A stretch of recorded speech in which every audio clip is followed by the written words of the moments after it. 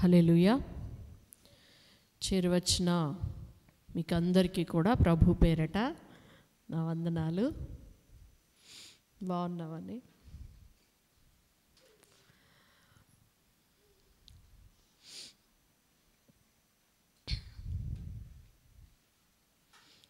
ఈసారి నవనీతాన్ని చూడడం చాలా సంతోషం. Praise the lord. అమృత పిన్నులు ఓకే, సిస్టర్తో పాటు కూడాను చాలా రోజులు లాస్ట్ మంత్ మిస్ అయినట్లున్నారు మీరు కూడా. చాలా సంతోషం మిమ్మల్ని అందరినీ ఇలాగ చూడడము, మీతో కలిసి ప్రార్థనలో ఉండడము, కలిసి ఆరాధన చేయడము, కలిసి ఆయన సన్నిధిని అనుభవించడము నిజంగా చాలా సంతోషమైన విషయము. దాన్ని బట్టి హృదయపూర్వకంగా నేను దేవునికి స్తోత్రాలు చెల్లిస్తున్నాను. హల్లెలూయా, హల్లెలూయా. వాక్యాన్ని ధ్యానం చేసుకుందామండి. దానికి ముందు అత్తమ్మ వచ్చారు, రాత్రి 12:15 అట్లా వచ్చారనమాట. కాకపోతే కొంచెం నీరసంగా ఉన్నారు. రేపు హైదరాబాద్ 2 ఆరాధనలకు అక్కడ వెళ్ళాలి కాబట్టి ఈ మెట్లెక్కి రాలేరు కాబట్టి అయ్యగారు రెస్ట్ తీసుకోమని చెప్పారనమాట. ఉన్నారు, కొంచెం నీరసంగా ఉన్నారు, రెస్ట్లో ఉన్నారు. అమ్మ కొరకు కూడా ప్రార్థన చేయండి. రేపు మార్చి వస్తే 70 నిండుతాయి. ఈ ఏజ్లో కూడా 3 రోజుల నుంచి కాకినాడ పరిసర ప్రాంతాల్లో మధ్యాహ్నము, ఉదయము, సాయంత్రము మీటింగ్స్, ప్రార్థనల్లోనే బిజీగా ఉన్నారన్నమాట. దేవుడు వాడుకొని మనుష్యుడు ధన్యుడు అని చెప్పేసి దేవుడు అనేక మందిని బలపరచడానికి, ఆదరించడానికి, అనేక కుటుంబాలను కట్టడానికి, గుడారాలను నిలబెట్టడానికి దేవుడు ఆ తమ్మును వాడుకుంటూ ఉన్నాడు. దాని వెనక తనకెంతో ఆశ ఉంది, ప్రార్థన ఉంది, ఆ యొక్క భక్తి జీవితం ఉంది, దేవుని అభిషేకం ఉంది. దేవుడు వాడుకుంటూ ఉన్నాడండి. ఆయనకి ఏమీ పక్షపాతం ఉండదు. మనమందరము కూడా ఆయన చేతిలో సాధనాలమే. మనమందరము కూడా ఆయన సంఘం అనే శరీరంలో అవయవాలమే. తనదొక పని, మనదొక పని. కానీ మనం ఏ పనికి నియమించబడ్డామో ఆ పనిని ముగించేసేస్తే తృప్తిగా ఉంటుంది మన జీవితాలకి కదండి. అలాగున మనం ఆలోచించగలగాలి. ఆ పనిని తుదముట్టించేసేసి మనం కూడాను, పౌలు గారి పని చాలా పెద్దది. అయ్యా నేను నా పరుగును తుదముట్టించాను, నా విశ్వాసాన్ని కాపాడుకున్నాను అని ఆయన సాక్ష్యం చెప్పి హ్యాపీగా దేవుడి దగ్గరికి వెళ్ళిపోయాడు. మనం కూడా హ్యాపీగా దేవుని దగ్గరికి వెళ్ళిపోవాలి. హ్యాపీగా వెళ్ళిపోవాలి అంటే ఆయన చెప్పిన పని ముగించేసేసేస్తే హ్యాపీగా వెళ్ళిపోవచ్చు. అంతే కదండి. ఇప్పుడు హోంవర్క్ ఇచ్చారనుకోండి, పిల్లలు హోంవర్క్ అంతా చేశారనుకోండి, టీచర్ ఎప్పుడొస్తాడా అని భలే ఉత్సాహంగా ఎదురు చూస్తారు. అదే హోంవర్క్ చేయలేదనుకోండి, టీచరు అడిగితేనే భయం అయిపోద్ది కదా. అట్లాగా అప్పగిచ్చిన పని ఉంటుంది, దాన్ని గుర్తుపట్టి ఆ పనిని ఫినిష్ చేస్తే ఆయన ఎదుట మనం హ్యాపీగా నిలబడగలుగుతాం. పనేంటో గుర్తుపట్టాలి, ఫినిష్ చేయగలగాలి. నేను కూడా అదే ఆశపడతాను, ప్రార్థన చేస్తాను. ఒక్కొక్కసారి నాకు సామర్థ్యం లేదని నాకు నేనే నిరుత్సాహపడతా ఉంటాను. అయ్యా బలమివ్వయ్యా, శక్తి ఇవ్వు, కృపనివ్వు, అభిషేకం ఇవ్వు అని ప్రార్థన చేస్తూ ఉంటాను. ఇంకా కొన్ని విషయాల్లో క్లారిటీ ఇవ్వని చెప్పి అడుగుతూ ఉంటాను. ఏది ఏమైనా ఫోకస్ అనేది దాని మీద ఉండాలి. హల్లెలూయా. ఈరోజు వాక్యాన్ని ధ్యానం చేసుకుందాం. పాస్టర్ గారు ఇందాక మీరు ప్రార్థన చేసినట్లుగా ఇండోర్లో ఉన్నారు. ఒక 27 మంది పాస్టర్ గారు చెప్పారట, ఎక్కువ మంది వద్దు, అసలు పరిస్థితులు నార్త్లో ఏమాత్రము బాగలేదు. ప్రతి స్టేట్లో కూడాను చాలా దారుణాలే వినబడతా ఉన్నాయి. 3వ మోడీ గవర్నమెంట్ వస్తే ఇలాగే జరుగుతుంది అని అనుకుంటానే ఉన్నాము. అలాగే జరుగుతూ ఉన్నాయి, చాలా భయంకరంగా జరుగుతూ ఉన్నాయి. కాకపోతే ఇంకా మన రాష్ట్రాలకి సౌత్కి అవి టచ్ కాలేదు. నార్త్లో మాత్రం చాలా ఇబ్బందికరమైన పరిస్థితులే ఉన్నాయి. మనం వాళ్ళ కొరకు ప్రార్థన చేయాలి. దేవుడు శ్రమల కాలంలో వాళ్ళని కాపాడాలి అని. అలాగే సేవకుని కొరకు కూడా ప్రార్థన చేయగలరు. అలాగే ఇంకా టైం అయిపోతుందని ప్రార్థనలు చేయించలేదు. అక్కడ మొన్న municipal corporator, engineering, chief engineering వాళ్ళు వీళ్ళు కొంతమంది ఆఫీస్ వాళ్ళందరూ వచ్చి అవన్నీ చూసి వెళ్ళారనమాట. పాస్టర్ గారు క్రిస్టియన్ కమ్యూనిటీ హాల్ అని చెప్పి పర్మిషన్ కోసం అడుగుతున్నారనమాట.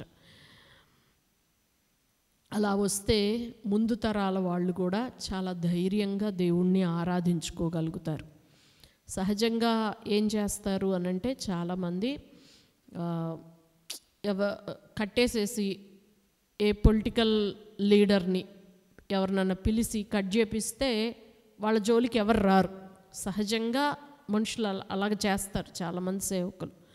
పాస్టర్ గారు ఏంటి అనంటే తాత్కాలికంగా మనకి ఇబ్బంది లేకుండా చూసే ఆలోచన కాదు, కానీ రాగల తరాలకు కూడాను ధైర్యంగా ఉండేటట్లుగా చెయ్యాలి అన్న ఒక ప్రయత్నం చేస్తున్నారు. ఒక 10 రూపాయలు ఎక్కువే అయినా సరే అదే చెయ్యాలి అని తపన పడతా ఉన్నారు. కాబట్టి దాని కొరకు ప్రార్థన చేయండి, దేవుడు తప్పకుండా కార్యం చేస్తాడు. ఆమేన్. ఈరోజు మనం చెప్పుకోబోయే వాక్యం ఏంటి అనంటే కార్యసిద్ధి లేదా కార్యసాధన అనే అంశం గురించి మనం కొన్ని విషయాలు తెలుసుకుందామండి. దీనికి మూల వాక్యము ప్రసంగి గ్రంథం 7వ అధ్యాయం 8వ వచనాన్ని ఒకసారి చూసుకుంటే, కార్యారంభము కంటే కార్యాంతము మేలు. చాలు.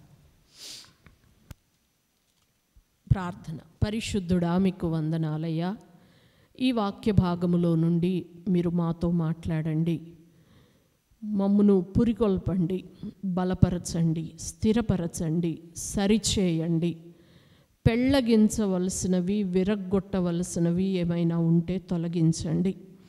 మీకు ఇష్టమైన ఆత్మకార్యం అంతా కూడాను మా జీవితాలలో జరిగించమని, మీరు మహిమ పొందమని యేసు నామములో అడిగి పొందుకొని ఉన్నాము తండ్రి.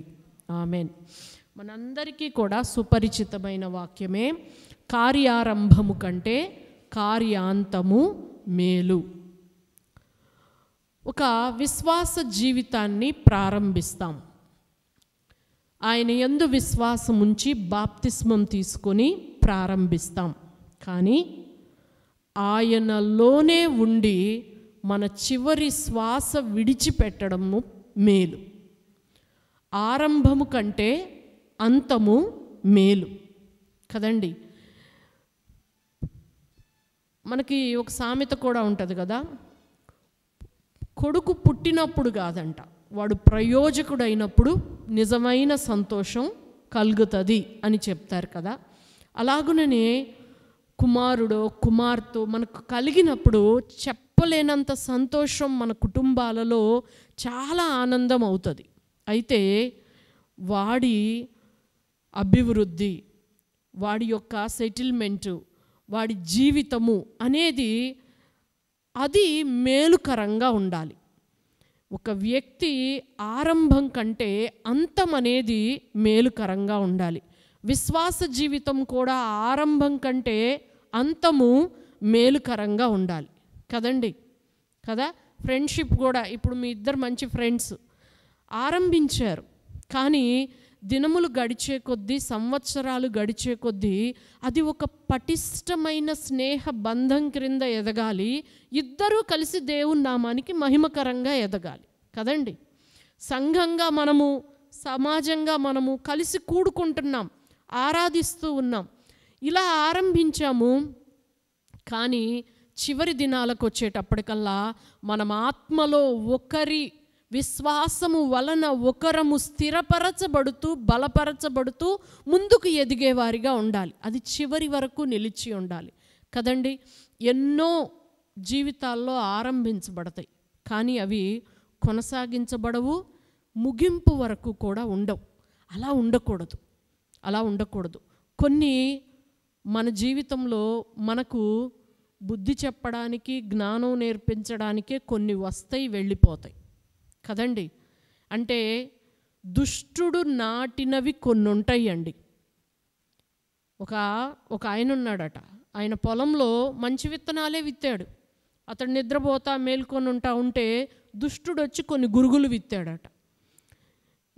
ఏదో ఒకటైతే విత్తబడింది కదా, లాస్ట్ దాకా కూడాను ఇక దాని ఫలాన్ని చూస్తాం అనుకుంటామా? ఒకానొక టైం దాకా కొంచెం బేర్ చేయాలి, కానీ ఫస్ట్ అయ్యే సమకూర్చబడి అగ్నిలో పడవేయబడతాయి కదండి.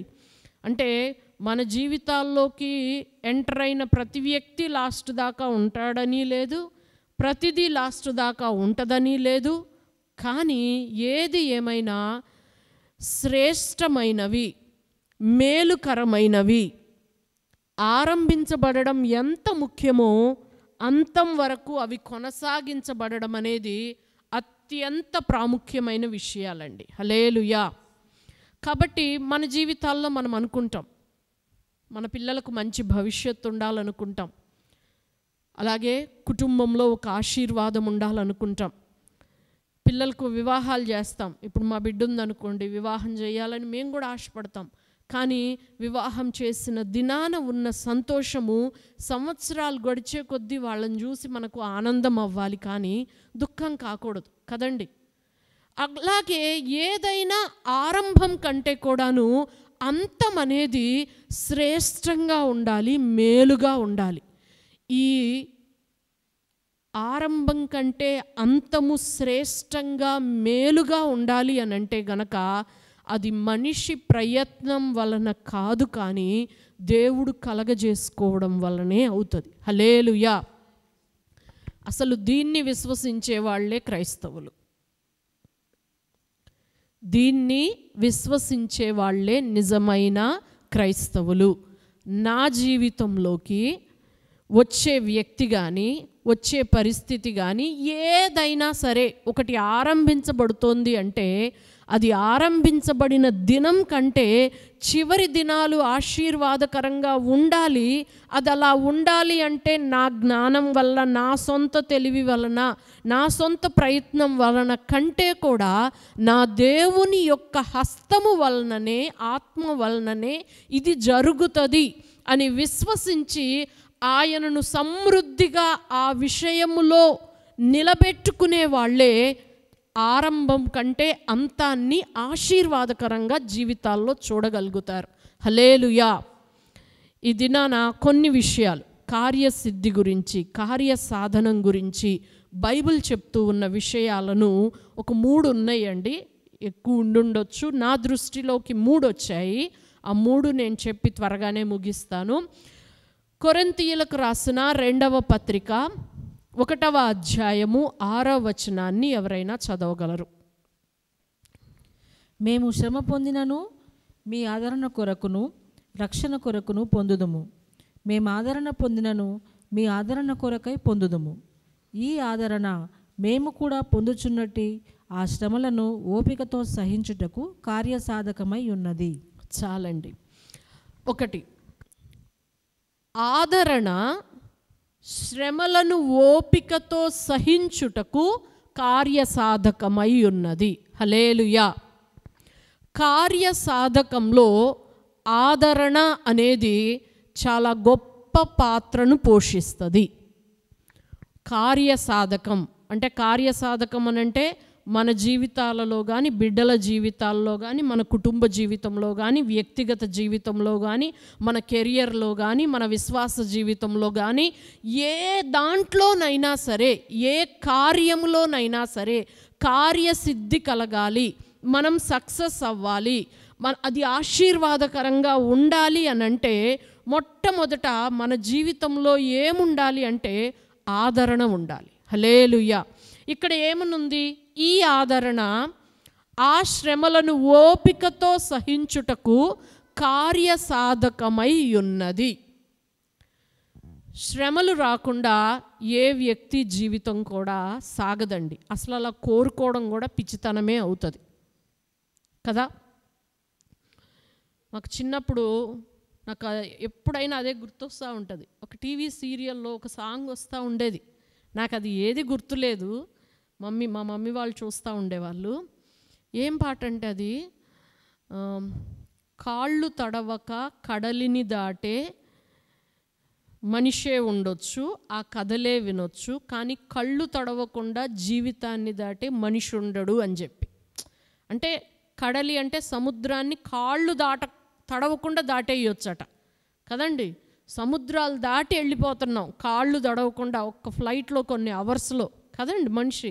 కానీ ఒక జీవితాన్ని దాటాలి అంటే కన్ను తడవకుండా ఏ వ్యక్తి దాటలేడు. అంటే అర్థం ఏంటి అంటే మనసుకు దుఃఖం, మనసుకు బాధ, మనసుకు కష్టం, శరీరానికి కష్టం, ఎన్నో ఇలాంటి హార్ట్ బ్రేకింగ్స్ లేకుండా ఒక వ్యక్తి జీవితం దాటదు. అసలు శ్రమల ద్వారానే విధేయత నేర్చుకుంటారు. శ్రమల ద్వారానే చాలా విషయాలు అర్థమవుతాయండి. కనుక శ్రమ అనేది రాకూడదు అనుకోవద్దు, కానీ శ్రమలలో నిలిచి ఉండగలగాలి, శ్రమలలో మనము జయిస్తూ ఉండగలగాలి. అది మనం కోరుకోవాలి కదండి. యేసయ్య కూడా పరలోక రాజ్య ప్రార్థన నేర్పించేటప్పుడు శిష్యులకు ఏమి నేర్పించారు? ఏ కీడు రాకుండా అని అనలేదు కదండి. కీడులలో నుండి తప్పించండి అన్నాడు, కానీ కీడులు రావద్దు అని చెప్పలేదు కదా. కానీ తప్పించబడాలి. ఆ తప్పించబడే ఆ క్రమంలోనే మనము నిజంగా సక్సెస్ యొక్క రుచి కూడా మనకు అర్థమవుతుందండి. హల్లెలూయా, హల్లెలూయా. అయితే ఒక మనిషి ఇటువంటి పరిస్థితుల మధ్య నిలబడాలి అంటే ఆ వ్యక్తికి ఆదరణ అవసరము. ఒక చోట అంటాడు పౌలు గారు, మాకు దుఃఖము మీద దుఃఖము కలుగకుండునట్లుగా దేవుడు ఈ పని చేసి మమ్మలను ఆదరించాడు అంటాడు. అంటే ఆల్రెడీ ఒక దుఃఖంలో ఉన్నారు, ఆ దుఃఖం మీద ఇంకో దుఃఖం కలిగిందనుకోండి, కంప్లీట్గా మనిషి బ్రేక్ అయిపోతాడు.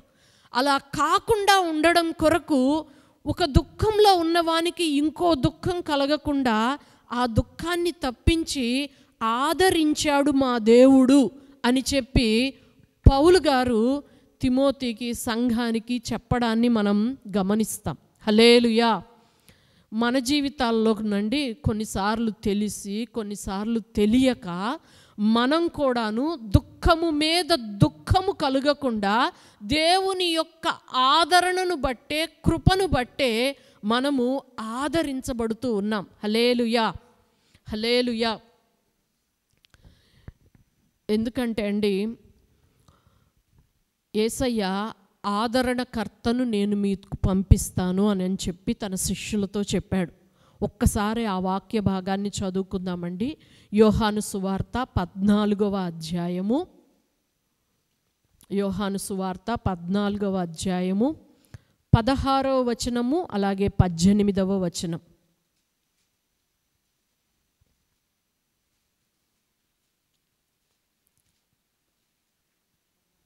16, 18. నేను తండ్రిని వేడుకొందును, మీ యొద్ద ఎల్లప్పుడూ నుండుటకై ఆయన వేరొక ఆదరణకర్తను అనగా సత్యస్వరూపియగు ఆత్మను మీకు అనుగ్రహించును. 18. మిమ్మును అనాథలనుగా విడువను, మీ యొద్దకు వత్తును. కొంతకాలమైన తరువాత లోకము నన్ను మరి ఎన్నడూనూ చూడదు. అయితే ఆయన మనలను అనాథలుగా విడువను అంటున్నాడు. అంటే అనాథలుగా విడవబడడం అంటే ఆదరించేవారు లేకుండా ఒక మనిషి జీవితం ఉండడం అనేదే చాలా బాధాకరమైన విషయం. ఆయన అంటున్నాడు, నా శిష్యులైన మీకు, నన్ను ఆశ్రయించి బ్రతుకుతున్న మీకు దుఃఖం రాదు అని నేను చెప్పను, కానీ మీరు ఆదరించబడే దిక్కు లేకుండా మాత్రం ఉండరు. మీరు అనాథలుగా విడువబడరు. మీరు అనాథలుగా విడువబడకుండునట్లుగా ఆదరణకర్తను నేను మీ యొద్దకు పంపిస్తున్నాను అన్నాడు. హల్లెలూయా, హల్లెలూయా. ఆ ఆదరణకర్త ఇమ్మానుయేలుగా సదా మనతో ఉండేవానిగా, మనలో ఉండేవానిగా పరిశుద్ధాత్మదేవుడు ఉన్నాడండి. హల్లెలూయా. ఇంకా మనము ఇందాక చదివిన కొరింథీలో చూస్తే అక్కడ అంటాడు, మాకు కలిగిన శ్రమల ద్వారా మేము ఆదరించబడి ఆ ఆదరణతో మేము మిమ్మల్ని ఆదరిస్తున్నాము అంటూ సంఘానికి చెప్తాడు. అంటే ఆదరించే వారిలో దైవజనులు కూడా ఉంటారు. మొదటి స్థానం పరిశుద్ధాత్మ దేవునిదైతే రెండవ స్థానం దైవజనులది ఉంటుందండి. కనుక ఆదరణ లేకుండా అనాథలుగా ఎందుకు మనం సంఘాన్ని కలిగి ఉండాలి? ఎందుకు మనం సహవాసాన్ని కలిగి ఉండాలి అంటే, ఆదరణ అనేది పరిశుద్ధాత్మ దేవుని సహవాసంలో దొరుకుతుంది, సంఘ సహవాసంలో దొరుకుతుంది. కనుక ఆదరణ లేకుండా ఒక వ్యక్తి కార్యసాధకము ఒక విషయంలో సక్సెస్ అవ్వడము అసాధ్యం. కాబట్టి ముందు ఈ విషయం మనం అర్థం చేసుకోవాలి. హల్లెలూయా, హల్లెలూయా. దేవుడే ఆదరించకపోతే అండి మనలో ఎవ్వరము ఈ స్థితి దాకా రాము. అది మనకు తెలుసు. కనుకనే మనం దేవుణ్ణి విశ్వసిస్తాం. దేవుడు ఎలాగున ఆదరిస్తాడు? వాక్యం ద్వారా ఆదరిస్తాడు, తోటి సహోదరి సహోదరుల ద్వారా ఆదరిస్తాడు, తన దైవజనుల ద్వారా ఒక వాక్యాన్ని పంపి ఆదరిస్తాడు కదండి. ఇలాంటి ఆదరణ అనేది మనకు దొరుకుతుంది. హల్లెలూయా. ఒక్కొక్కసారి మనం అసలు ఆదరించబడడం కొరకు ప్రార్థించకుండానే కూడా మనకు ఆదరణ దొరుకుతుందండి. ఒక ఎగ్జాంపుల్ చెప్తాను మీకు. ఆదికాండం 29వ అధ్యాయం 31వ వచనాన్ని మనం చూస్తే అక్కడ ఒక స్త్రీ మనకు కనపడుతుంది. ఆదికాండం 29వ అధ్యాయం 31వ వచనం. లేయా ద్వేషింపబడుట యెహోవా చూచి ఆమె గర్భము తెరిచెను. చాలండి. లేయా ద్వేషించబడుట యెహోవా చూసి ఆమె గర్భమును తెరిచెను. మనకందరికీ లేయా గురించి తెలుసు కదండి. లేయా జబ్బు కలిగిన ఆమె. లేయా ఇంట్లో పెద్దమ్మాయి. లేయా వాళ్ళ చెల్లి రాహేలు చిన్నమ్మాయి. యాకోబు రాహేలును ప్రేమించాడు, రాహేలు కొరకే కొలువు చేశాడు. లేయా జబ్బు కల్లది. వాళ్ళ నాన్న మోసంతో యాకోబుకి లేయానిచ్చి పెళ్లి చేసేసాడు. ఇప్పుడు అందరికీ తెలుసు లేయా కోసం కాదు కొలువు చేస్తుంది, రాహేలు కోసం అని చెప్పి. తండ్రికి తెలియదా? తెలుసు. కానీ తండ్రి ఈమెను వదిలించుకోవాలనుకున్నాడో లేకపోతే ఇది మా పద్ధతి అన్నాడు. ఏది ఏమైనా సరే తండ్రి ఆ బిడ్డ ఎడల అంత న్యాయం జరిగించలేదు. నిజం చెప్పాలంటే అండి, చెల్లి కోసం 6 సంవత్సరాలు కొలువు చేస్తున్నాడు, ఇక సంవత్సరాల గడువు తీరబోతుంది అని తెలిసినప్పుడు పెద్దమ్మాయికి పెళ్లి చెయ్యాలి అన్నది తెలిసినోడైతే ఏం సంబంధం చూసి అప్పటికల్లా పెళ్లి చేసేసేయొచ్చుగా. యువతల వీళ్ళ గడువు తెలుస్తుంది కదా. అంటే తండ్రి చేత నిరాదరించబడింది. తండ్రి ఉన్నా సరే తనకు లేనట్టుగానే అయ్యింది. ఇప్పుడు భర్త దగ్గరకు వస్తే అసలు యాకోబు ఏంటి, ఆమెను ప్రేమించలేదు, ఆమె కోసం చెయ్యలేదు, మోసపోయాడు. ఇక ఆ కోపం ఎవరి మీద తీర్చుకుంటున్నాడు? లేయా మీద తీర్చుకుంటున్నాడు. లేయా తప్పేమన్నా ఉందా అందులో? లేయా తప్పు ఏమీ లేదు. తండ్రి చేత బాధపరచబడింది, భర్త చేత నిరాదరణకు గురవుతూ ఉంది. తను జబ్బు కళ్ళ వ్యక్తిగా పుట్టడానికి తను చేసింది కూడా ఏమీ లేదు. అసలు ఒక విచిత్రమైన పరిస్థితుల్లోనికి లేయా త్రోసివేయబడింది కదండి. అయితే ఇలాంటివి కొన్ని జీవితాల్లో ఉంటాయి. కొన్ని వివాహాల్లోనికి లేయాలాగా త్రోసివేయబడిన వాళ్ళు ఉంటారు. కొన్ని బంధాలలోనికి, కొన్ని సిచ్యుయేషన్స్లోనికి అలాగున పంపించబడిన వాళ్ళు ఉంటారు. వాళ్ళ పరిస్థితిలో అలాగున నిలబడడానికి పాపం వాళ్ళు చేసింది ఏది కారణం ఉండదు. వాళ్ళలో ఉన్న లోపానికి కూడా వాళ్ళు కారణం కాదు కదండి. ఒకటి బుద్ధి బాలేదనుకో, అది వాడి లోపం కింద మనం చెప్పొచ్చు. కానీ వాడి చెయ్యొంకరో కాలొంకరో ముక్కొంకరో అయితే దానికి వాడేం చేస్తాడు కదా. వాడిని ఏమన్నా అంటే సృష్టికర్తను నిందించినట్లే కదా కదండి. జాగ్రత్త. ఈ విషయాలు కూడా పిల్లలు ఎవరిని కూడాను దేనికైనా సరే ఒక లిమిట్ ఉంటుంది.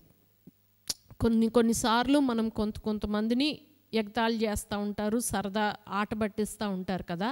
దానికి కూడా ఒక పాయింట్ మనకు అర్థం కావాలి. అపహాసం అనేది చెయ్యకూడదు. సరదా అనేది చాలా చిన్న పాయింట్ వరకే ఉంటుంది కదండి.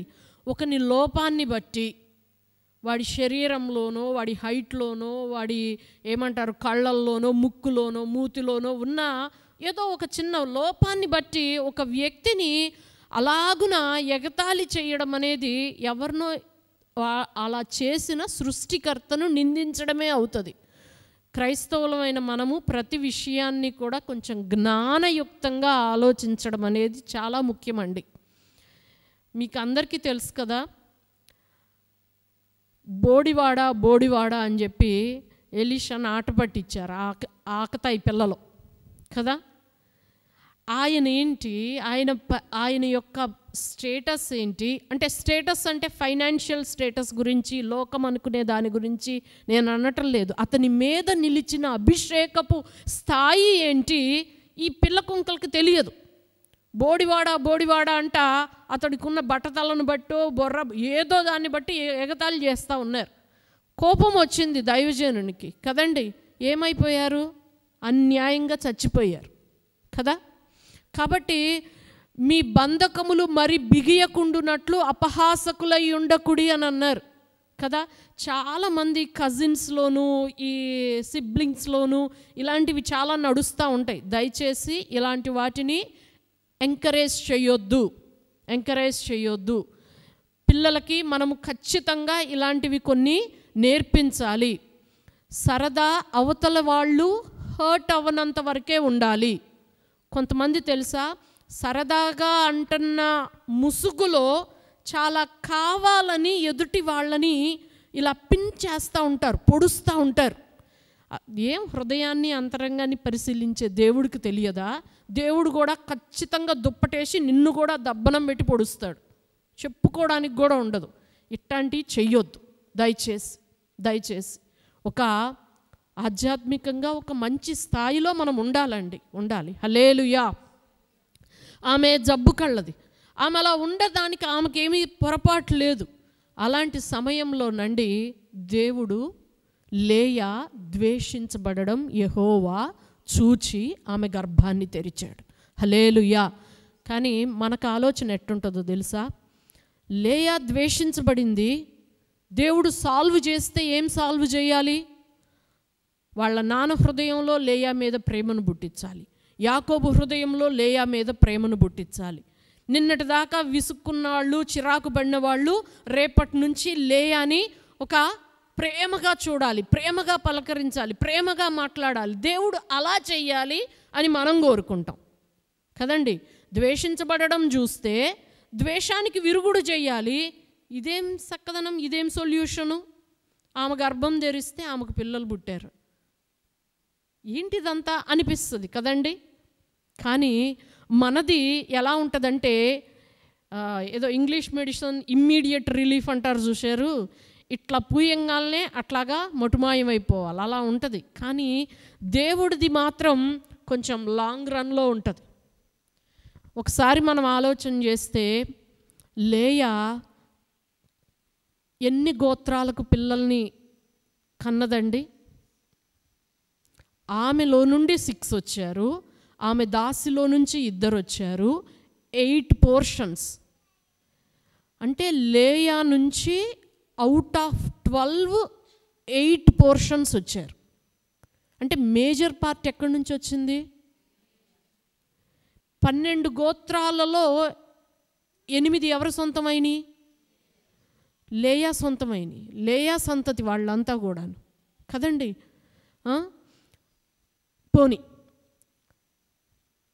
నిత్యత్వంలో సింహాసనాల మీద కూర్చునే వాళ్ళల్లో ఆ పునాదులు ఉన్న దాంట్లో ఉన్న 8 గోత్రాలు కూడా ఆమెయే కదా.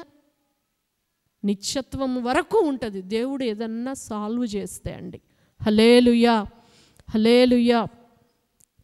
ఇమ్మీడియట్గా రిలీఫ్ ఏమీ కనిపించలేదు. ఆమె అనుకుంది, ఇదిగో నేను ఒక కుమారుణ్ణిగా అంటున్నా కదా, ఇక నా భర్త నన్ను ప్రేమిస్తాడనే అనుకుంది. ప్రతిసారి పాపం అలాగే అనుకుంటుంది ఆమెది అంతవరకే ఉంది కళ్ళు. నా తండ్రి ఎట్టాగు నన్ను ప్రేమించడు, నా భర్త అయినా నన్ను ప్రేమించాలి అని ఆ గిరి చూసుకొని అంతవరకే ఆలోచన చేస్తా, ఇప్పుడన్నా ప్రేమిస్తాడు అనుకుంటా అలా చూస్తుంది. కానీ దేవుడిచ్చే సొల్యూషన్ ఒక లైఫ్ టైంకి సరిపోయే సొల్యూషన్ అండి. ఇంకొకటి ఆలోచన చేద్దాం. యాకోబు జీవితంలో ఎక్కువ కాలం ఆయనతో కలిసి ఉండి ఆయన సుఖదుఖాలు పంచుకుంటూ చివరి వరకు ఆయనతో కలిసి జీవించింది ఎవరు? లేయానే కదా. ఇప్పుడు మనకు అర్థం కావాల్సిన విషయం ఏంటంటే, మన పరిస్థితిలో ఎవరు చూసినా చూడకపోయినా అండి, ఇమ్మానుయేలుగా ఉన్న మన దేవుడు చూస్తూ ఉన్నాడు. ఈ నిరీక్షణ మనకు ఉండాలి. హల్లెలూయా. ఈ ఆదరణ మనకు ఉండాలి. ఆయన ఉండి సాల్వ్ చేసేది కూడా ఒక్కొక్కసారి మనకి పరిష్కారంగా కనపడకపోవచ్చు. కానీ ఎప్పుడైతే నాకు అర్థం కావట్లేదు కానీ ఇకనైతే నేను యెహోవాను స్తుతిస్తాను అంటూ తన మనస్సు దేవుని వైపు తిప్పుకుందో ఆమె జీవితంలో నెమ్మది అనుభవించింది. హల్లెలూయా, హల్లెలూయా. ఇది మనకు కూడా రావాలి. ఆదరణ అనేది ఎప్పుడు దొరుకుతుంది అనంటే, నువ్వు సిచ్యుయేషన్స్లో నువ్వు కోరుకుంటున్న సొల్యూషన్ గురించి చూసి కాయలు కాసి ఇక ఫోకస్ అటువైపు నుంచి తిప్పి దేవుని మీద పెట్టుకున్నప్పుడు నీ జీవితంలో ఆదరణ, నీ తరాలకు సరిపోయే ఒక బ్లెస్సింగ్ నీ జీవితంలో చూస్తావు. హల్లెలూయా, హల్లెలూయా. కాబట్టండి, ఒక ఆదరణ మన జీవితంలో ఉంటే మనం కార్యసిద్ధి పొందగలుగుతాము. దేవుడు ఆదరించాలి అని అంటే ఆయనకు మనం చోటివ్వాలి కదండి. దేవుడు మనలో నిలిచి ఉండేటట్టుగా మనం చోటు ఇవ్వగలిగితే ఆదరణకర్త అయిన దేవుడు మన జీవితాలలో కార్యసిద్ధి కలగజేస్తాడు. అది మన కుటుంబ జీవితమే కానీ, మన బిడ్డల జీవితమే కానీ, ఏదైనా సరే కార్యసిద్ధి కలగాలి అని అంటే దేవుని వలన కలుగుతుంది, ఆదరణకర్త వల్ల కలుగుతుంది, సంఘములో నిలిచి ఉండేదాన్ని బట్టి కలుగుతుంది, మన సహవాసం దేవునితో ఆయనకు మనం ఇచ్చే స్థానంతో కలుగుతుంది. హల్లెలూయా. కాబట్టండి, ఈ దినాన ఈ విషయాన్ని దేవుడు మనకు జ్ఞాపకం చేస్తూ ఉన్నాడు. నిజానికి మనం ఆదరించబడుతూ ఉన్నాం గనుకనే ఆయన సన్నిధిలో నిలబడ్డామండి. హల్లెలూయా. ఇంకొక మాట చూద్దాం, చూడండి. తెస్సలోనికీయులకు రాసిన మొదటి పత్రిక 2వ అధ్యాయం 13వ వచనం. అపోస్తులుడైన పౌలు తెస్సలోనికీయులకు రాసిన మొదటి పత్రిక 2వ అధ్యాయం 13వ వచనం. ఆ హేతువు చేతను మీరు దేవుని గూర్చిన వర్తమాన వాక్యము మా వలన అంగీకరించినప్పుడు మనుషుల వాక్యమని ఎంచక అది నిజముగా ఉన్నట్టు దేవుని వాక్యమని దానిని అంగీకరించితిరి గనుక మేమును మానక దేవునికి కృతజ్ఞతాస్తుతులు చెల్లించుచున్నాము. ఆ వాక్యమే విశ్వాసులైన మీలో కార్యసిద్ధి కలుగచేయుచున్నది. చాలండి. ఆ వాక్యమే విశ్వాసులైన మీలో కార్యసిద్ధి కలుగజేయుచున్నది. ఏ వాక్యం? దైవజనుల ద్వారా ప్రకటించబడిన వాక్యం. ఆ వాక్యం అంట నిజముగా ఉన్నట్టుగానే మీరు దాన్ని విశ్వసించారు. వాళ్ళు ఎలా విశ్వసించారు? ఏదోలే ఆయన చెప్తా ఉంటాడు, కాసేపు మనం కూర్చొని వినేసేసి 10 రూపాయలు వేసి వెళ్ళిపోదాము, ఎట్టగైనా దేవుడు దీవించాలి కదండి, క్రైస్తవులం అన్న తర్వాత ఆ మాత్రం అన్నా చెయ్యాలి కదండి. ఒక మనుషుల మధ్య రిలేషన్స్ కూడా అండి మీరు గమనించండి.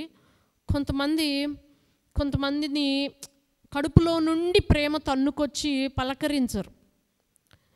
వీళ్ళని పలకరించాలి కదా, ఈ రోజుకి కాకపోతే రేపటికన్నా వీళ్ళు ఉపయోగపడతారు, వీళ్ళతో మనకు ఒక కమ్యూనికేషన్ ఉండడము, ఒక సంబంధం ఉండడము అవసరం కాబట్టి వీళ్ళతో మనం కమ్యూనికేషన్ మెయింటైన్ చేసుకోవాలి.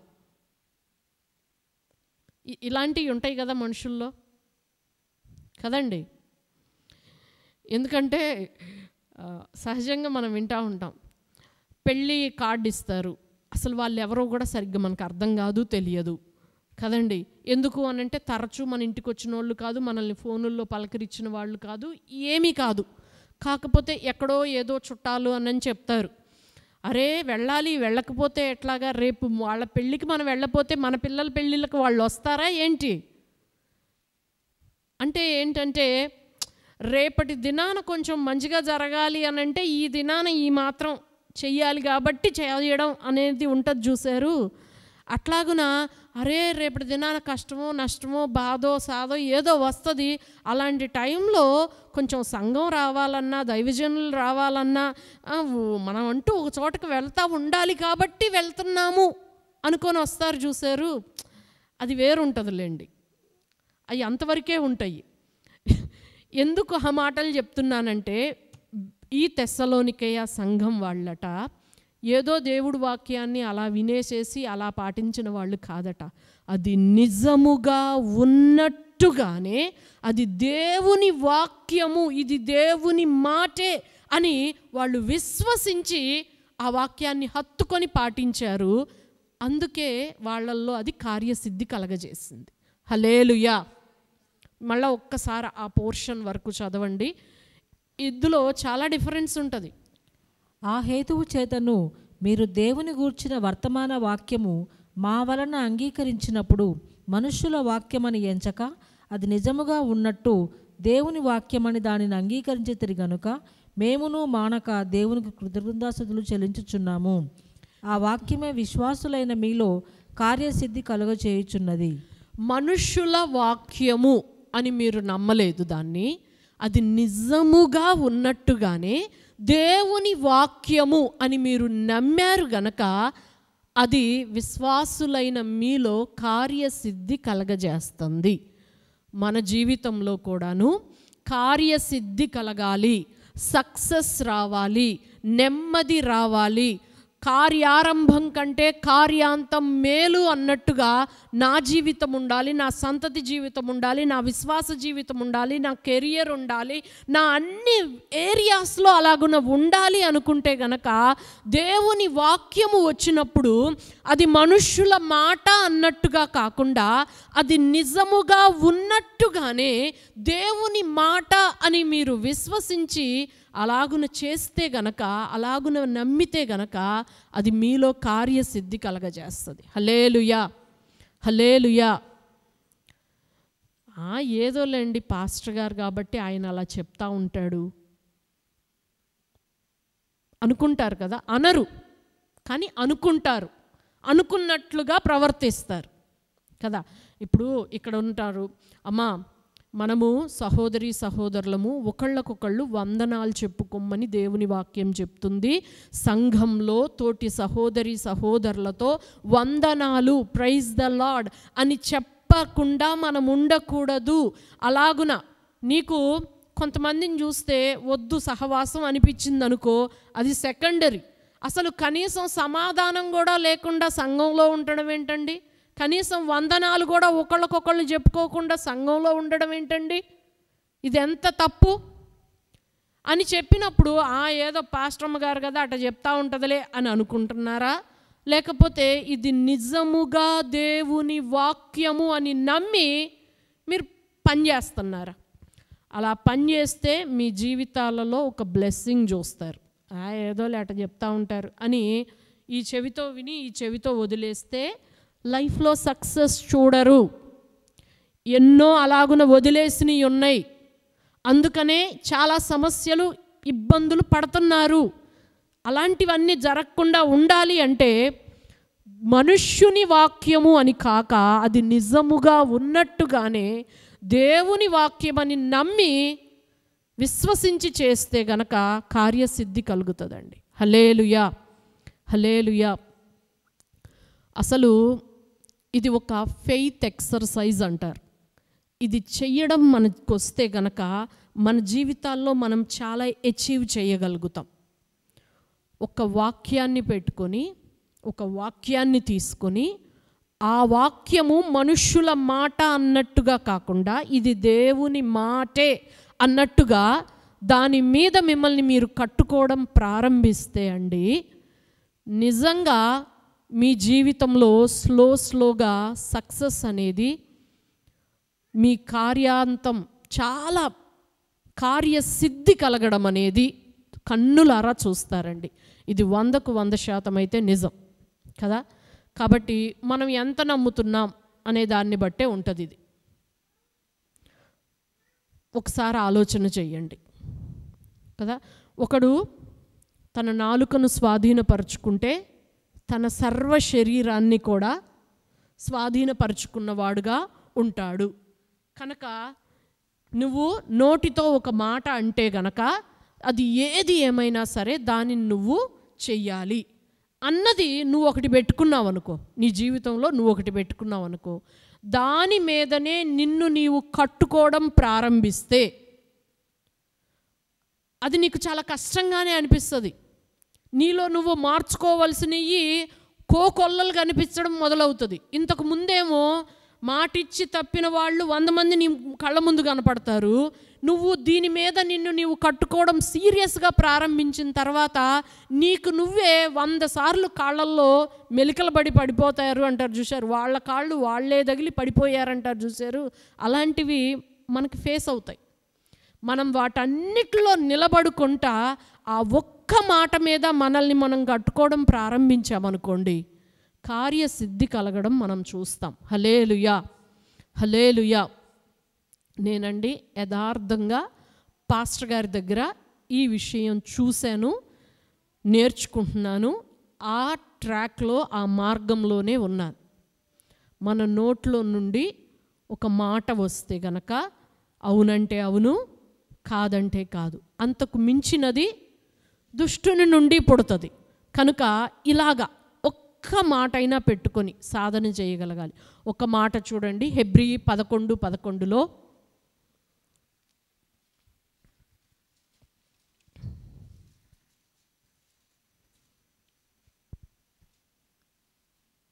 విశ్వాసమును బట్టి శారాయు వాగ్దానం చేసిన వాడు నమ్మదగిన వాడని ఎంచుకొనెను గనక తాను వయస్సు గతించినదైనను గర్భము ధరించుటకు శక్తి పొందెను. చాలమ్మ. ఇక్కడ దేవుడు ఒక మాట ఇచ్చాడు. పరిస్థితులన్నీ ప్రతికూలంగానే ఉన్నాయి. 90 సంవత్సరాలు అప్పటికే మెన్సెస్ టైం ఆగిపోయి కొన్ని 10 సంవత్సరాలు అయిపోతూ ఉన్నాయి. అసలు మృతతుల్యం అయిపోయిన గర్భము. అలాంటి ఆమెకి కుమారుణ్ణి గంటావు అనంటే అసలు అది ఒక మనిషి నమ్మేది కాదు, ఒక మనిషి వల్ల అయ్యేదే కాదు. కానీ మాట ఇచ్చిన వాడు నమ్మదగిన వాడని విశ్వాసం ఉంచి ఆ విశ్వాసము వలననే బలము పొంది దాని వలన ఆమె కార్యసిద్ధి కలగజేసుకుంది. ఇక్కడ దేవుడు వాగ్దానం చేయడానికి, ఆమె ఒడిలోనికి పిల్లోడు రావడానికి మధ్య ఉన్న జర్నీని మనం చూడాలండి. దేవుడు వాగ్దానం చేశాడు, ఆమె ఒడిలోనికి పిల్లవాడు రావడానికి అసలు ఇది మనిషి జ్ఞానానికి యోచనకి అందంది. ఆలోచిస్తే ఇది జోక్ అనిపిస్తుంది, సుత్తు అనిపిస్తుంది, అవ్వదనిపిస్తుంది. ఇవన్నీ మనకు అనిపిస్తూనే ఉంటాయి కదా.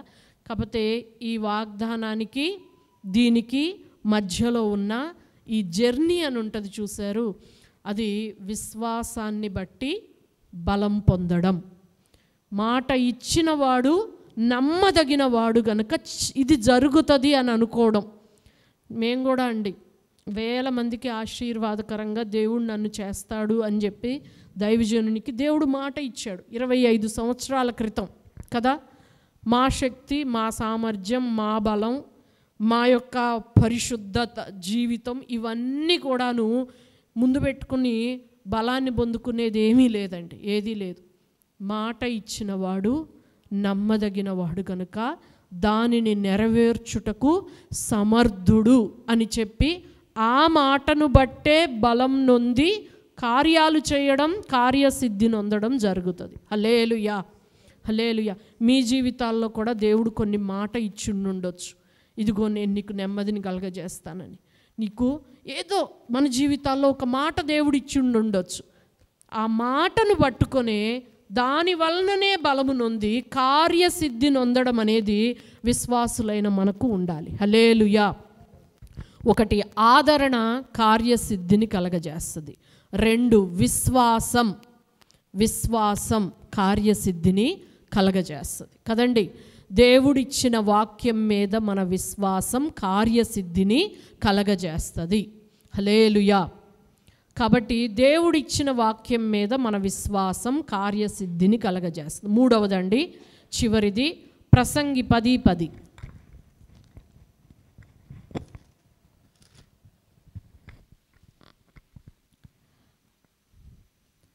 ఇనుప ఆయుధము మొద్దుగా ఉన్నప్పుడు దానిని పదును చేయని ఎడల పనిలో ఎక్కువ బలము వినియోగింపవలెను. అయితే కార్యసిద్ధికి జ్ఞానమే ప్రధానము. చాలండి. కార్యసిద్ధికి జ్ఞానమే ప్రధానం. అంటే ఏదైనా సక్సెస్ అవ్వాలంటే, అది ఏదైనా సరే సక్సెస్ అవ్వాలంటే దానికి జ్ఞానం ప్రధానం. ఇనుప పనిముట్టే, ఇనుప సాధనమే కదండి. కానీ దానికి పదునన్నది లేకపోతే పనిలో చాలా బలాన్ని ఉపయోగించాల్సిన అవసరం వస్తుంది. పదును పెట్టుకొని పని చేయడం అనేది జ్ఞానం. ఈ జ్ఞానమే కార్యసిద్ధికి చాలా ప్రధానమైన విషయం. మన జీవితాల్లో ఈ జ్ఞానం లేకనే చాలాసార్లు మనం ఫెయిల్ అయిపోతూ ఉంటాం. లోక జ్ఞానం కాదు ఇది, లోక జ్ఞానం కాదు, దైవిక జ్ఞానం. దైవిక జ్ఞానం ఉన్న వాళ్లకు మాత్రమే కార్యసిద్ధి కలుగుతుంది. అంటారు కదా, జ్ఞానవంతురాలు తన ఇల్లు కట్టును, 3 రాళ్ళు తన చేతులతో తన ఇల్లు ఊడబెరుకును అని చెప్పేసి. ఎవ్వరు కూడా తన చేతులతో తన ఇల్లు ఊడబెరుక్కోవాలి అని చెప్పి ఆలోచించరు, పనులు చెయ్యరు. మస్తు ప్లానింగ్తో ఉన్నామనే అనుకుంటారు చాలామంది కదండి.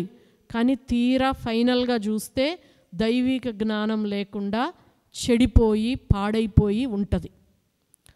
జ్ఞానం అనేది నిజంగా అండి చాలా ఆశీర్వాదకరం. జ్ఞానం కలిగి ఉండడం అనేది చాలా చాలా ఇంపార్టెంట్ అయిన విషయం. మరి ఎక్కడి నుంచి వస్తుంది ఈ జ్ఞానం అంటే, దేవుడు ఇశ్రాయేలీలతో అంటాడు, నేను మీకు ఇస్తున్న ఈ ధర్మశాస్త్రం, ఈ కట్టడలు, ఈ శాసనాలు ఇవన్నీ కూడా మీరు పాటిస్తూ ఉన్నప్పుడు మీరు నివసించే ప్రజల మధ్య మీకు జ్ఞానంగా అవే ఉంటాయి అని అంటాడు. హల్లెలూయా, హల్లెలూయా. అంటే నువ్వు ఒక క్రైస్తవునిగా నువ్వు పాటించే పద్ధతులు, నువ్వు పాటించే విధానాలు, నీ నడవడిక, వాక్యానుసారమైన నీ నడవడిక ఏం చేస్తుందో తెలుసా? నువ్వు జ్ఞానం కలిగిన దానివి అని చెప్పి నిన్ను ఫైనల్గా నిలబెడుతుంది. హల్లెలూయా. కానీ ఆరంభం అట్లా ఏం ఉండదండి, ఎర్రోళ్ళలాగా ఉంటుంది కదా. ఎట్లా ఉంటుందంటే, ఇప్పుడు ఫస్ట్ ఇయర్ కాలేజ్లో జాయిన్ అయ్యారనుకోండి, మన పిల్లలు ఏంటి 2 వైపులా చున్నీలు వేసుకొని ఎవరితో ఎక్కువ తక్కువ మాట్లాడకుండా వాళ్ళ పని వాళ్ళు చేసుకొని వస్తున్నారనుకోండి, ఎంత పల్లెటూరుది శుద్ధపప్పు, లైఫ్ ఎంజాయ్ చేయడం రాదు, ఇదొక వేస్ట్ కార్డు, ఇలాగుంటుంది. ఇలాగే ఉంటుందండి, చేతగానోళ్ళు ఇట్లాగే ఉంటుంది. కానీ వాళ్ళు కిందపడి మీదపడి లేచి ఎన్నెన్నో అయిపోయిన తర్వాత మనం దేవుని వాక్యాన్ని బట్టి నడుస్తూ ఉన్నప్పుడు ఆ ఫైనల్ ఇయర్కి వచ్చేసేటప్పటికల్లా, ఆహా ఎంత జ్ఞానయుక్తంగా ఎంత జాగ్రత్తగా నడిచారు వాళ్ళు అనని అప్పుడు చెప్పుకుంటారు. అది వాళ్ళకి అర్థం కావడానికి 10 సార్లు పడిగి బురదంటించుకుంటే కానీ వాళ్ళకి తెలియదు. కానీ స్టార్టింగ్ నుంచి మనల్ని ఏమి ప్రైజ్ చేయరు. ఇది ముందు మనకు అర్థం కావాలి, ఇది ముందు మనకి అర్థం కావాలి. ఇది అర్థమైతే అంటే వాళ్ళకంటే కూడా కొంచెం ఎక్కువ చూడడం మనకు తెలియాలి. హల్లెలూయా, హల్లెలూయా. జ్ఞానం కలిగిన వానికంట కళ్ళు తలలో ఉంటాయి. హల్లెలూయా. ఈ విషయాలు మనం నేర్చుకోవాలండి. ఇంకొకటి నేను చెప్పేనా, జ్ఞానం అనేది ఎప్పుడు తెలుస్తుందంటే రైట్ టైంలో తీసుకునే రైట్ డెసిషన్లోనే నీ జ్ఞానం బయటపడుతుంది. ఇప్పుడు ఒక పాట ఉంటుంది చూసారా, ప్రార్థనలో పదునైనది పని చేయకపోవుట అసాధ్యము అని చెప్పేసి. ప్రార్థనలో పదునైనది పని చేయకపోవడం అసాధ్యం. అసలు ప్రార్థన ఎందుకు చేసుకోవాలంటే పదును పెట్టుకోవడానికే చేసుకోవాలి ప్రార్థన. ప్రార్థనలో మీ ఆయుధాలు దేవుడు మీకు ఇచ్చిన ఆయుధం అండి. పక్కనోళ్ళకు ఒక్కొక్కళ్ళకు ఒక్కొక్కటి ఉంటుంది, అందరికీ సేమ్ ఏమి ఉండవు. అది ప్రార్థనలో పదునవ్వాలి. కానీ సమయం సందర్భం మనకు అర్థం అవ్వాలి అది వాడడానికి. హల్లెలూయా. ఒక్కసారి మీరు ఆలోచన చేయండి. 3 రాళ్ళు తన చేతులతో తన ఇల్లు ఊడబెరుక్కుంటుందంటే లోతు భార్య అని చెప్తాం కదా. ఆమె అబ్రహాము దగ్గర నుంచి వెళ్ళేటప్పుడు వెనక్కి తిరిగి చూసుంటే బాగుండేది కదా. అంత ఆస్తంతా వాళ్ళు కొట్టుకుపోయి వెళ్ళిపోయినప్పుడు మళ్ళీ అబ్రహామే వచ్చి అందరినీ విడిపించినప్పుడు అన్నా అబ్రహాము వైపు చూసినా బాగుండేది. ఆమె వద్దు అన్న తర్వాత వెనక్కి తిరిగి చూసింది కదండి. అంటే జ్ఞానం అనేది కరెక్ట్ టైంలో కరెక్ట్ డెసిషన్ తీసుకోవడంలో ఉపయోగపడుతుంది. ఆమె ఏమీ పనికి మాలింది కాదండి. మనకందరికీ తెలుసు, చాలాసార్లు చెప్పుకున్నాం, ఆ భయంకరమైన మనుష్యుల మధ్య కూడాను తన 2 పిల్లల్ని పరిశుద్ధంగా కన్యకలుగా కాపాడుకోగలిగింది. మంచి జ్ఞానం కలిగిన స్త్రీ కదా. ఆమెను బట్టి ఈయనకు కూడా ఎంత ధైర్యం అంటే ఏ టైంకి ఎవరిని తీసుకొచ్చినా సరే ఈమె మంచిగా చేస్తుంది. చాలా మంచి ఆవిడేమి చెడ్డది కాదండి, చెడ్డది కాదు. కాకపోతే ఏ టైంకి ఏ డెసిషన్ తీసుకోవాలో తెలిసి ఉండాలి. ఆ టైంకి ఆ డెసిషన్ తీసుకోవాలి. ప్రార్థన అందుకే కావాలి. హల్లెలూయా. అబీగయీలు మనకు 1వ సమూయేలు 25వ అధ్యాయంలో కనపడుతుంది కదండి. అబీగయీలు రైట్ టైంకి రైట్ డెసిషన్ తీసుకుంది. దావీదుకి ఆ నాబాలుకు దావీదు తెలియకుండానే చాలా మేలు చేశాడు. నాబాలేమో మూర్ఖుడయి చెడ్డవాడయి మొరటోడైపోయి పిచ్చి పిచ్చిగా మాట్లాడాడు. దావీదుకు విషయం తెలిసి 400 మందితో వచ్చి పడి చంపేయబోతా ఉన్నాడు.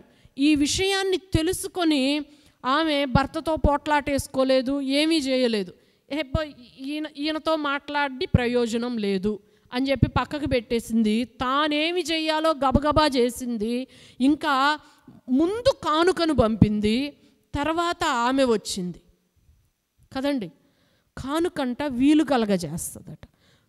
వచ్చింది, కానుకను పంపింది, తర్వాత ఆమె వచ్చి ఏమన్నది, ఈ తప్పు నాదనుకో అని చెప్పి అన్నది.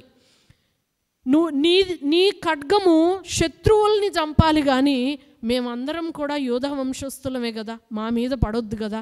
తర్వాత నువ్వు కానొక దినాన పెద్దవాడు అయిపోయిన తర్వాత అరే అనవసరంగా నా వాళ్ళనే చంపుకున్నానే అని నువ్వు బాధపడకూడదు కదా కదండి. ఎంత చక్కగా మాట్లాడుతూ ఉంది మా.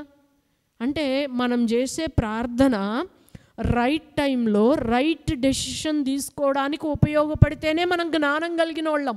లేకపోతే మన జ్ఞానం శూన్యం అండి, శూన్యం. ఆలోచన చెయ్యండి కదండి. ఇప్పుడు రూత్ ఉంది, రూత్ ఎంతో మంచిదై ఉండొచ్చు, కానీ తన అత్తతో ఉండాలి అన్న డెసిషన్ తీసుకుంది, చూశారు. కానీ డెసిషన్స్ అన్నీ కూడా చాలా హార్డ్గానే ఉంటాయి. రైట్ టైంలో రైట్ డెసిషన్ అనేది అప్పటికప్పుడు మంచిగా అనిపించదు, హార్డ్గానే అనిపిస్తుంది. కానీ దాని తర్వాత దాని ఫలితాలు చాలా ఆశీర్వాదకరంగా ఉంటాయి. ఇదే జ్ఞానం అండి. ఈ జ్ఞానం లేకనే పాడైపోతారు తల్లిదండ్రులు పిల్లల్ని. ఈ జ్ఞానం లేకనే భవిష్యత్తు పాడు చేసేస్తారు. తెలియకుండానే పాడైపోతారు కదండి. లేకపోతే లోతమ్మకి అసలు అబ్రహాముకు వైపు చూసే ఆలోచన ఉంటే అక్కా చెల్లెళ్ళిద్దరూ కూర్చొని అయ్యో అసలు లోకంలో ఒక పురుషుడు కూడా లేడు కదా, సొదమ గొమర్రానే దేశం అనుకుంటున్నారు వాళ్ళు, ఇంకేది దేశం అనుకోవట్లేదు వాళ్ళు. అసలు ఈ తల్లైనా మనకంటూ ఒక అబ్రాహాం ఉన్నాడమ్మా, మనకు ఒక ఆత్మీయ తండ్రి ఉన్నాడు, ఈ మాత్రం భక్తి నేర్పినవాడు ఆయనేను అని చెప్తే పిల్లలన్నా సీదా వాళ్ళ నాన్నని అక్కడికన్నా తీసుకొని వెళ్ళుండేవాళ్ళు కదండి. అయినా లోకంలో అసలు పురుషుడే లేడని ఎందుకు అనుకుంటారు అప్పుడు? అనుకోరు కదా. అంటే ఈ తల్లి ప్రార్థన, పరిశుద్ధ జీవితం ఏది కూడాను జ్ఞానయుక్తంగా లేదు. జ్ఞానం లేకపోవడం వల్ల కార్యసిద్ధి కలగలేదు అక్కడ. మన జీవితాల్లో కూడా ఈ జ్ఞానం కొరువడి కార్యసిద్ధి కలగడం లేదు. కాబట్టి మనం ప్రార్థన చేయాలి. ఈ జ్ఞానం కొరకు మీలో ఎవరికైనా జ్ఞానం కొదువుగా ఉందా అడగండి. ధారాళంగా దేవుడు దయచేస్తానన్నాడు. కార్యసిద్ధి కలుగజేసే జ్ఞానం కొరకు అడగాలి. రాహాబ్ అనే వేశ్య ఉందండి, రైట్ టైంకి రైట్ డెసిషన్ చేసింది కదా. కాబట్టే ఆమె తరతరాల్లోకి వచ్చేసేసింది కదా. అసలు ప్రతి వాళ్ళని మీరు గమనిస్తే ఇదే విషయం మనకు అర్థమవుతుందండి. వాళ్ళు చాలా రిస్క్తోనే డెసిషన్స్ చేశారు. రిస్క్ లేని డెసిషన్ లేదు.